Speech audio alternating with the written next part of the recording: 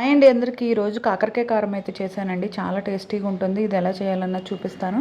ముందుగా కాకరకాయని శుభ్రంగా కడుక్కొని ఇలా రౌండ్ చక్రాల్లా కోసుకొని ఒక గ్లాస్ మజ్జిగ వేసి దాంట్లో ఉప్పు పసుపు చింతపండు కొంచెం వేయాలండి, చిన్న నిమ్మకాయ సైజు వేసి ఇది ఒక విజిల్ రానిచ్చి ఈవినింగ్ వరకు ఫ్యాన్ కింద కానీ ఎండలో కానీ వదిలేస్తే తేమంతా పోతుంది. తర్వాత ఆయిల్ కొంచెం ఎక్కువే పడుతుంది. ఆయిల్లో వేసుకొని ఇలా రెండు వైపులా బాగా కాల్చుకోవాలండి, క్రిస్పీగా వచ్చేంత వరకు.